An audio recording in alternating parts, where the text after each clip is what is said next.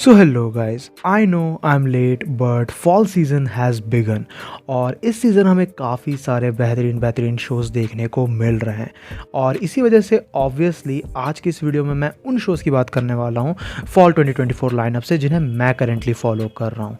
Of course there will be a lot of shows जिनके बारे में तुम लोग पूछोगे कि वो शोज़ इसमें क्यों नहीं हैं। तो देखो, अगर किसी शो को मैं फॉलो नहीं कर रहा हूँ ना तो उसके सिर्फ दो ही रीजंस निकल के आ सकते हैं। It's either that I am gonna binge watch it जब उसके सारे एपिसोड्स आ जाएंगे, और I simply haven't caught up with the previous seasons yet. तो जब इतनी बकवास हो चुकी है तो अब without wasting any more time शुरू कर लेते हैं आज के इस अमेजिंग वीडियो को। शुरुआत करते हैं दान द दान के साथ, जो इस सीज़न का सबसे पॉपुलर शो निकल के आता है, जहां हमें इंट्रोड्यूस करा जाता है अयासे मोमो और केन ताकाकुरा से, जो दोनों ही एक दूसरे से काफ़ी डिफरेंट निकल के आते हैं। अयासे बिलीव करती है घोस्ट्स में, वहीं केन बिलीव करता है एलियंस में, और यही आर्ग्यूमेंट और एक दूसरे को गलत साबित करना लीड करता है to Ayase visiting a location associated with aliens and Ken visiting one associated with ghosts. और जैसा कि तुम इमेजिन कर ही सकते हो कि इस यूनिवर्स में एलियंस और घोस्ट दोनों ही एग्जिस्ट करते हैं, और ये सिंपल ट्रिप बेसिकली इन दोनों कैरेक्टर्स की लाइफ को कंप्लीटली चेंज कर देता है। सो फार दान दा दान हमें बहुत ही ज़्यादा शानदार देखने को मिला है।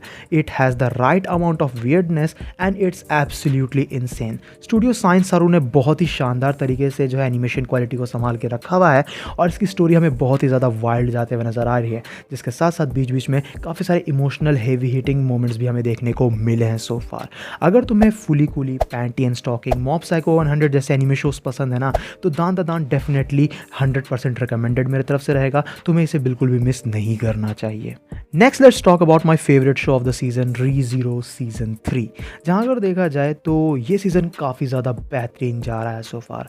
हमें देखने को मिलता है कि सीज़न 2 के इवेंट से लेके अब तक लगभग 1 साल का टाइम बीत चुका है। So somewhat of a small time jump, जहां सुबारू खुद को काफ़ी ज़्यादा ट्रेन करता रहता है ताकि वो अपने क्लोज वंस को प्रोटेक्ट कर सके, और among all that Emilia basically एक इन्विटेशन रिसीव करती है टू द सिटी ऑफ प्रिस्टेला, जहाँ काफ़ी इंपॉर्टेंट चीज़ें होने वाली हैं। बट हमारे कैरेक्टर्स को ये नहीं पता होता कि वहाँ जाके काफ़ी सारा डिस्ट्रक्शन उन्हें देखने को मिलेगा, ऑफ कोर्स क्योंकि ये रीज़ीरो है।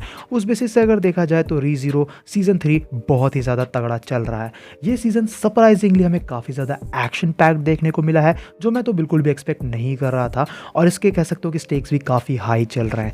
सो फार हर एक एपिसोड मुझे बहुत ही ज़्यादा पसंद आया है।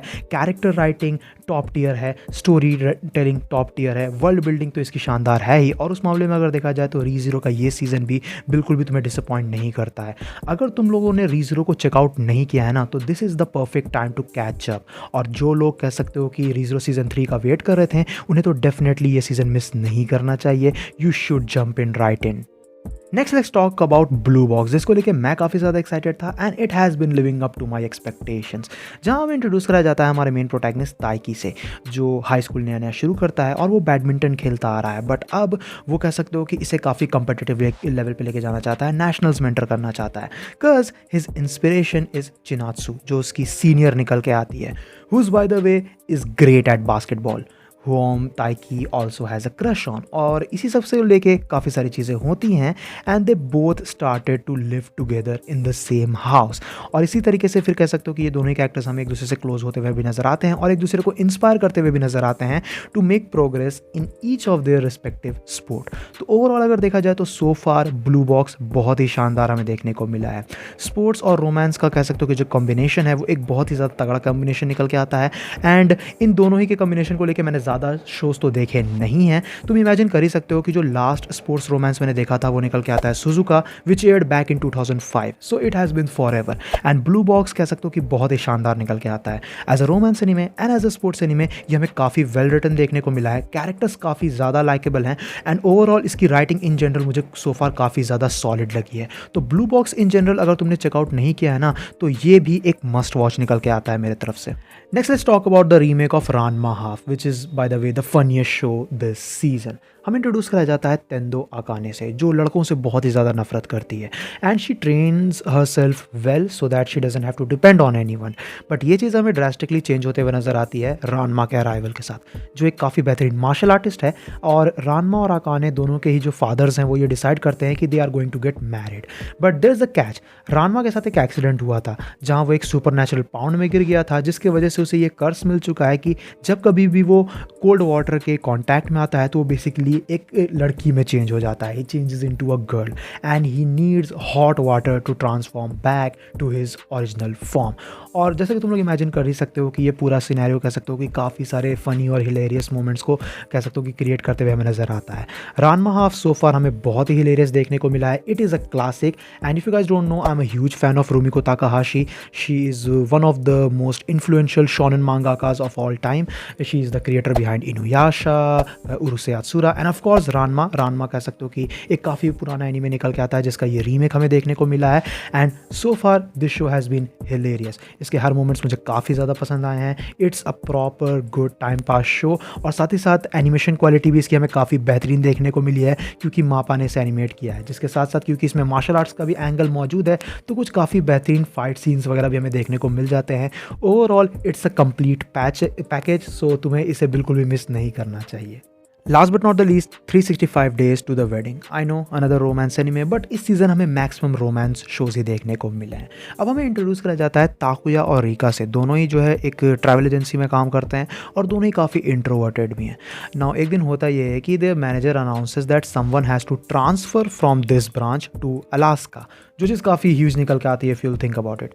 एंड इसी वजह से जो कोई भी ट्रांसफ़र होगा they have to be single.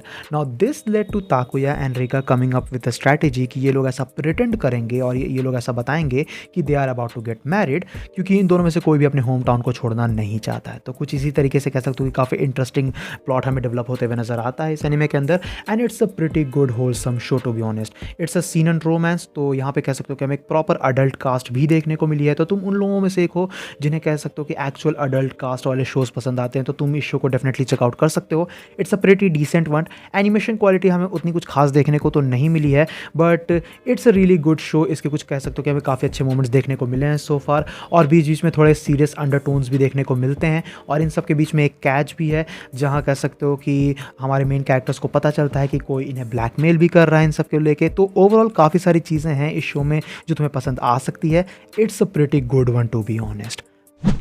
So these are all the shows I am watching right now. I know तुम में से काफ़ी सारे लोग पूछोगे कि और भी मैंने लिस्ट में क्यों इंक्लूड नहीं किया। तो अगेन मैंने स्टार्टिंग में बताया कि कई सारे शोज़ ऐसे हैं जिन्हें मैं इसलिए नहीं अभी देख रहा हूँ क्योंकि मैं उन्हें प्रॉबेबली बिंज वॉच करूँगा। So that's the same case with that one. बाकी अगर तुम्हें वीडियो पसंद आए तो वीडियो को अपना थम्स अप देना, दोस्तों के साथ शेयर करना। चैनल पर इनकेस अगर कहीं से भी नया है तो चैनल को जरूर से सब्सक्राइब भी कर लेना।